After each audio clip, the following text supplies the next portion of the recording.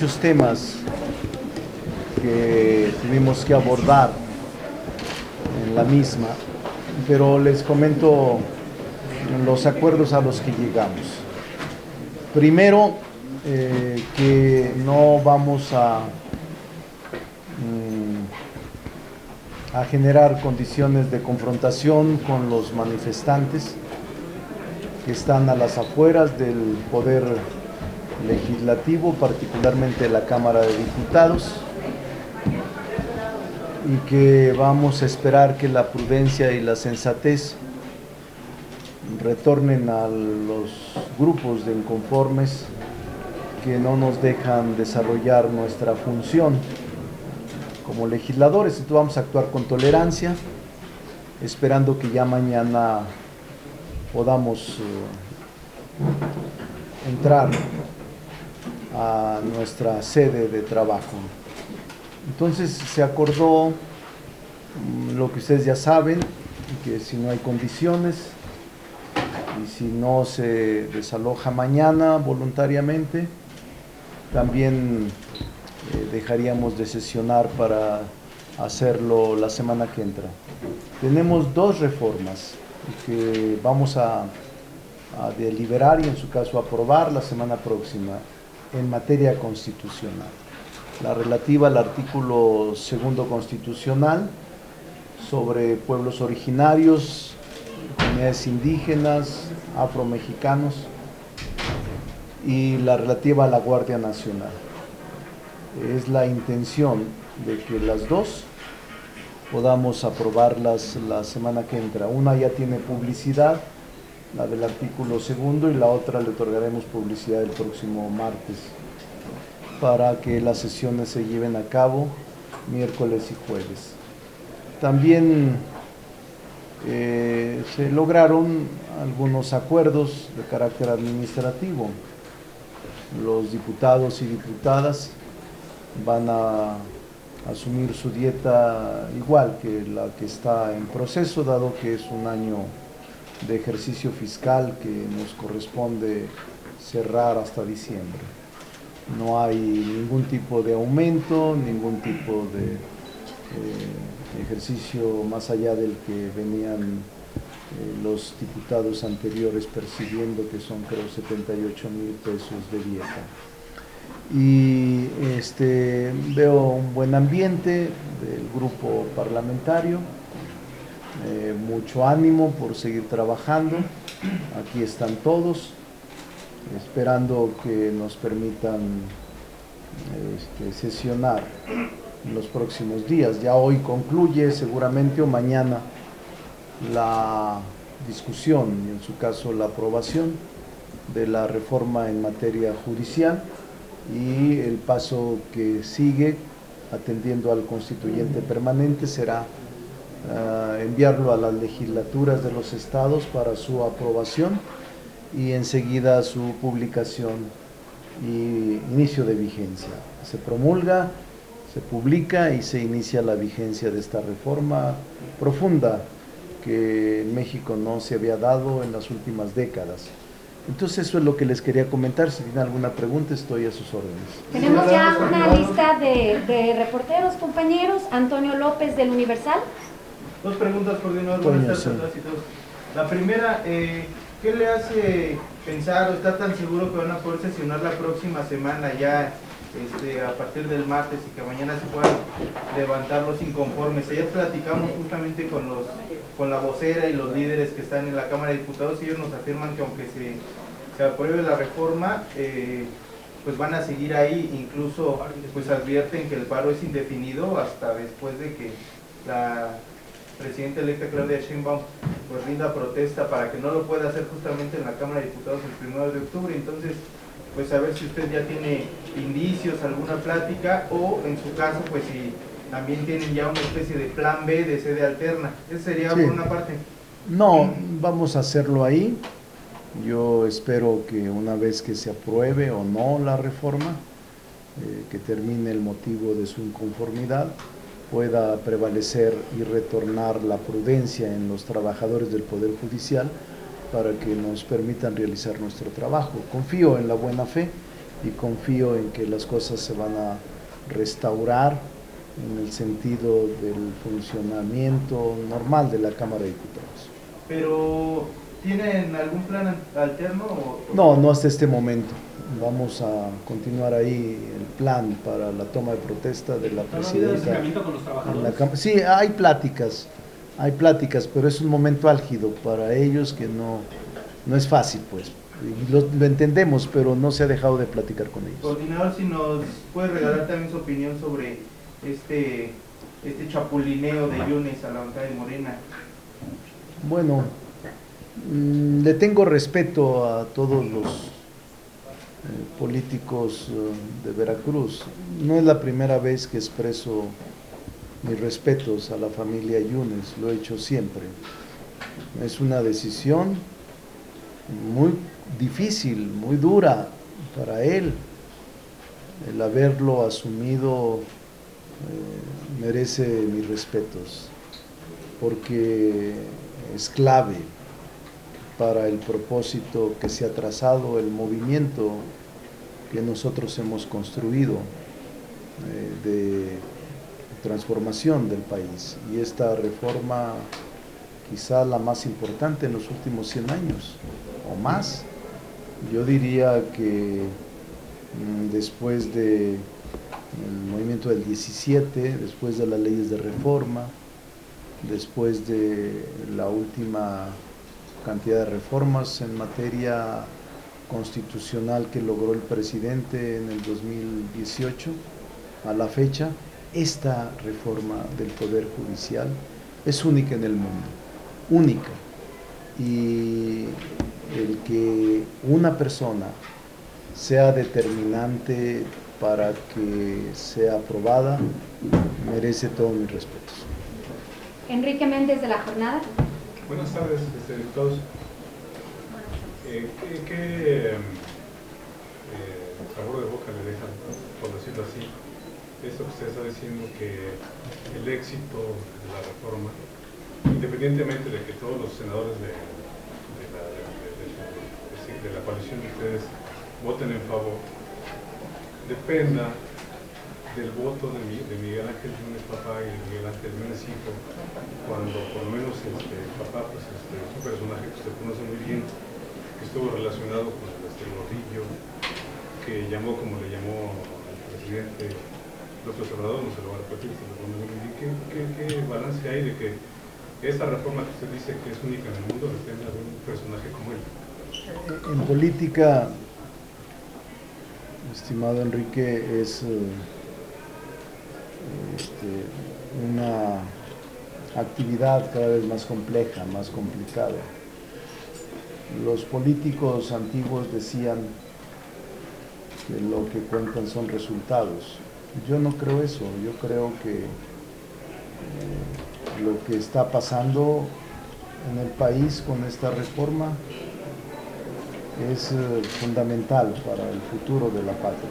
Es más, diría yo que es tan fuerte el sentimiento nacional por la aprobación de la reforma que si no se hiciera, el último reducto del neoliberalismo, del conservadurismo en algunos órganos de la Corte recobraría fuerza y no le permitirían gobernar abiertamente y libremente a la presidenta Claudia Sheinbaum. De ese tamaño es para mí la reforma. Hoy escribía sobre eso y afirmo que la Constitución que ahora se está modificando es producto de los movimientos emergentes como es Morena y de la confianza ciudadana. La reforma que se está construyendo tiene una gran base social, una gran legitimidad, y el hecho de que personas como Miguel Ángel Yunes o su familia, su hijo haya decidido participar con nosotros para poder obtener la mayoría calificada, para mí personalmente merece todo mi respeto porque es una decisión que le ha costado bastante asumirla independientemente de su pasado, independientemente del lenguaje que prohijó, que expresó en el pasado.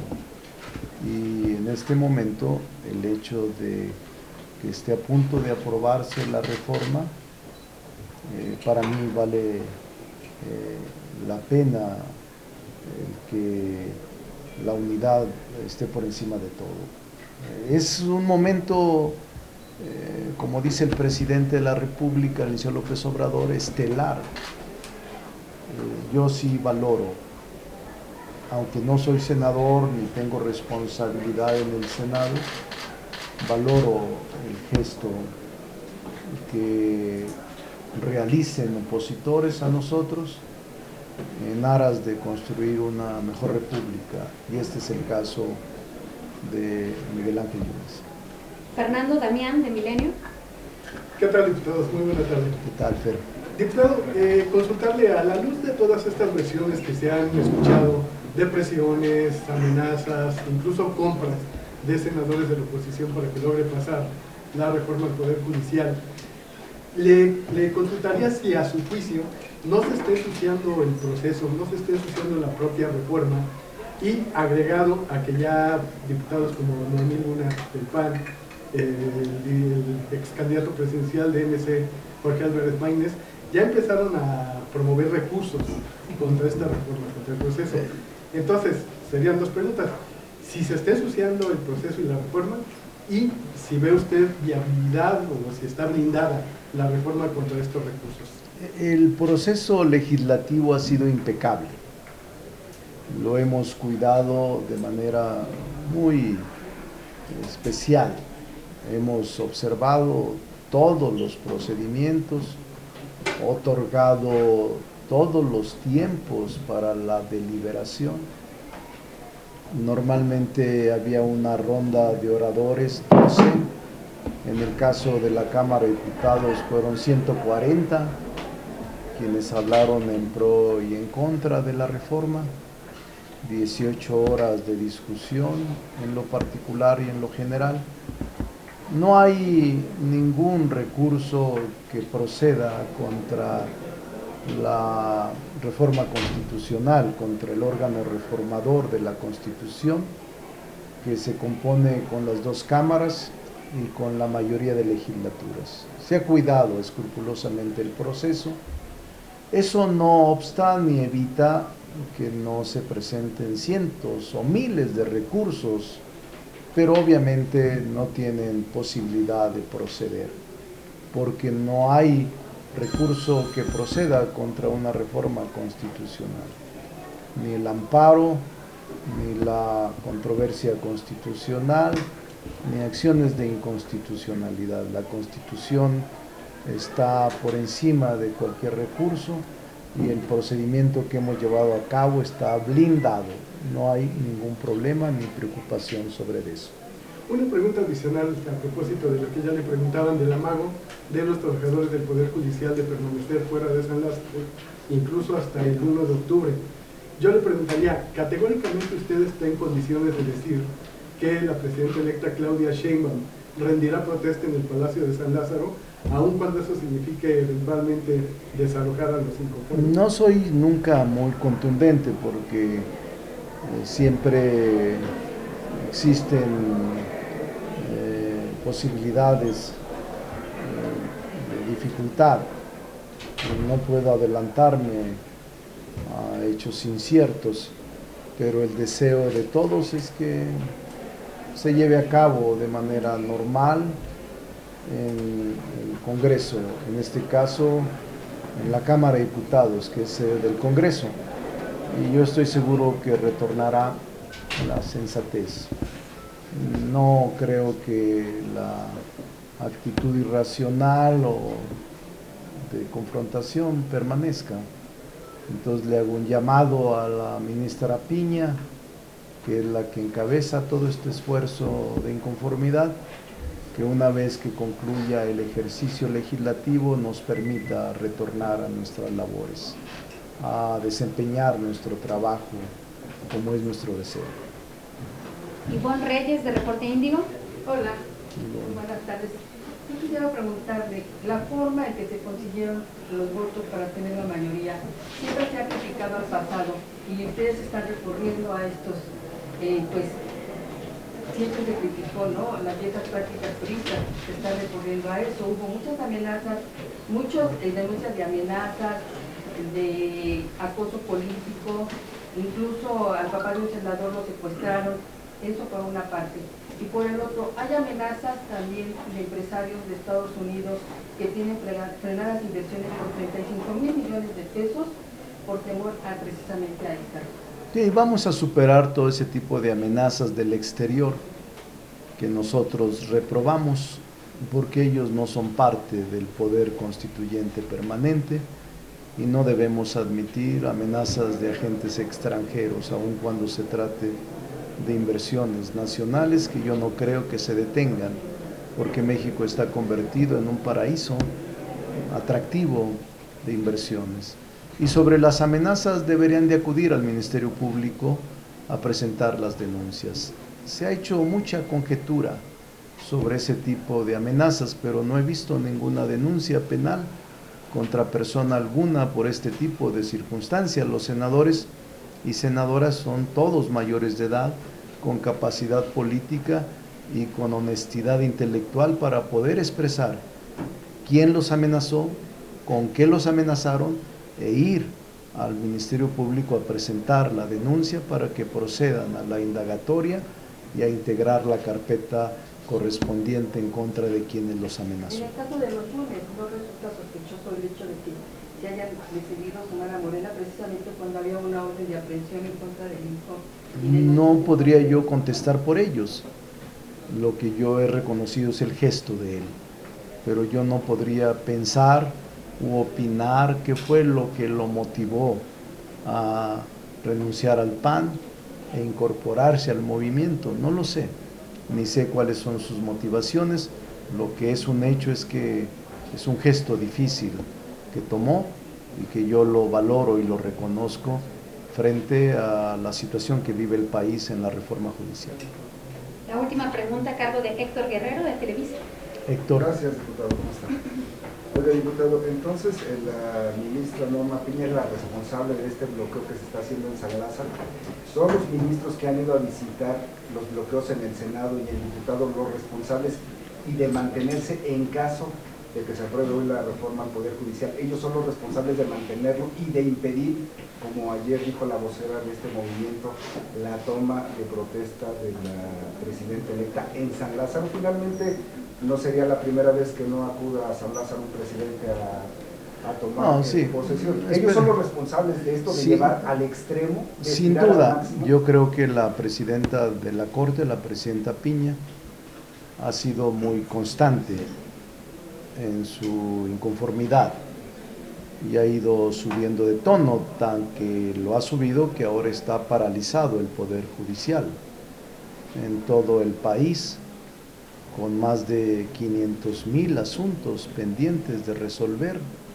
Ella es la titular del Poder Judicial y ella es la responsable de mantener esta situación en la que nos vemos situados en la imposibilidad física de acudir a trabajar. Ella es la responsable, sin duda, y obviamente a los trabajadores de la Corte y del Poder Judicial nosotros le tenemos respeto. No vamos a entrar a la fuerza, no vamos a generar condiciones que puedan después provocar alguna rispidez social.